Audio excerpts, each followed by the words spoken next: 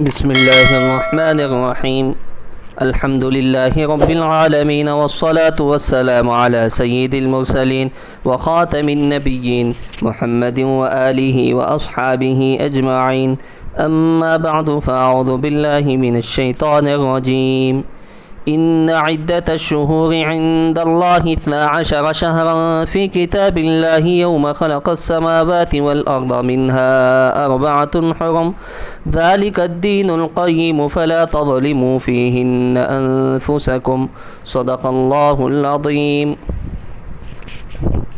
معزز سامعین،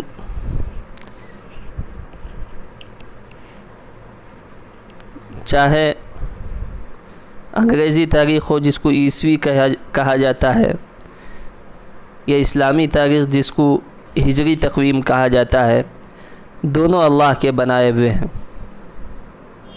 یعنی جو سال جنوری سے شروع ہو کر دسمبر پر ختم ہوتا ہے وہ بھی اللہ ہی نے بنایا ہے، اور جو محرم سے شروع ہو کر ذی الحجہ پر ختم ہوتا ہے اس کو بھی اللہ ہی نے بنایا ہے.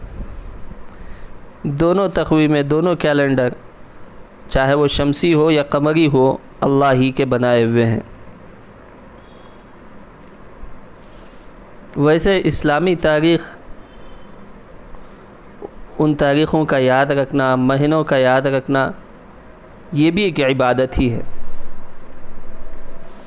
عام طور سے یہ رواج بالکل ختم ہوتا جا رہا ہے کہ آدمی چاند کی تاریخ ذہن میں نہیں رکھتا. عیسوی تاریخ ہی کا اس پر غلبہ ہے. جو بھی معاملات طے ہوتے ہیں، جو بھی تقریباً طے ہوتی ہیں، ان میں عیسوی تاریخ ہی ملحوظ رکھی جاتی ہے. لیکن آپ حضرات سے ایک گزارش یہ ہے، آپ اسلامی تاریخ کو مقدم کر لیں، پھر عیسوی تاریخ کو بھی ساتھ میں اس کے ضمن میں رکھ لیں، تو آپ کو ایک عبادت کا ثواب ہو جائے گا، اور آپ کو اسلامی تاریخ جس کو چاند کی تاریخ کہتے ہیں وہ بھی یاد ہو جائے گی. ویسے ہر دن، ہر ہفتہ، ہر مہینہ انسان کی زندگی کا ایک مرحلہ ہے.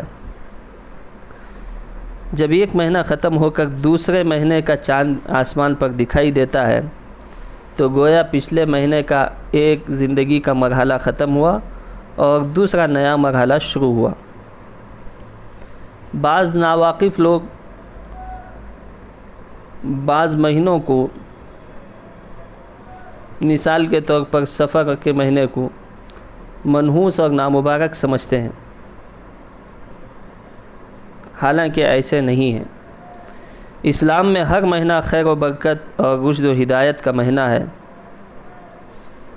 اور جہاں کچھ لوگ اتنا خراب اور منحوس سمجھتے ہیں، تو وہیں پر کچھ لوگ چاند کو اپنا خدا تصور کرتے ہیں، اس کی پوجا کرتے ہیں. اسی لیے جناب محمد رسول اللہ صلی اللہ علیہ وسلم نے کسی مہینے کو منحوس بھی نہیں بتایا اور کسی مہینے کو دیوتا بھی نہیں بتایا. درمیان کی راہ آپ علیہ الصلاۃ والسلام نے ہمیں سکھائی ہے اور بتائی ہے، اور ایسی دعا تعلیم فرمائی ہے جو دونوں کے درمیان میں ہے.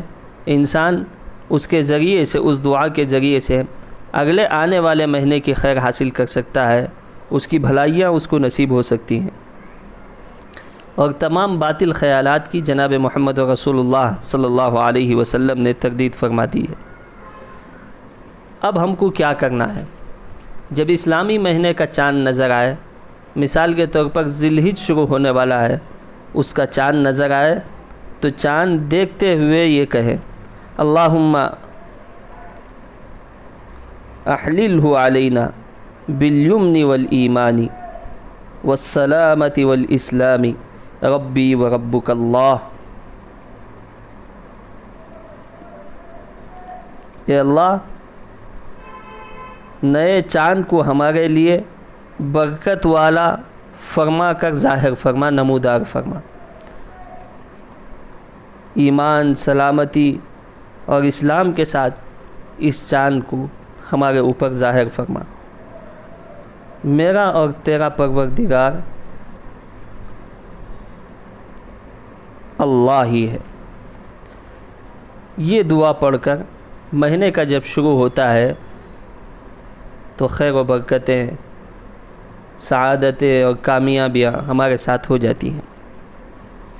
اچھا، یہ دعا اور ایک مرتبہ سن لیجئے، دو طرح سے بھی یہ دعا پڑھ سکتے ہیں۔ اللہم احللہ بھی پڑھ سکتے ہیں، اللہم احلہ بھی پڑھ سکتے ہیں۔ دعا ایک مرتبہ سن لیجئے، اللہم احللہ علینا بالیمن والایمان والسلامۃ والاسلام ربی و ربک اللہ۔ یہ اس طرح بھی پڑھ سکتے ہیں، اللہم احلہ علینا بالیمن والایمان والسلامۃ والاسلام ربی و ربک اللہ۔ اللہ تعالیٰ سے دعا ہے کہ اللہ تبارک و تعالیٰ ہم تمام کے لیے آنے والے دنوں میں پچھلے دنوں سے بہتری نصیب فرمائے، اور پچھلے دنوں سے بہتری اور کشادگی رزق اللہ تعالیٰ ہم تمام کو نصیب فرمائے۔ آمین۔ وآخر دعوانا ان الحمد للہ رب العالمین۔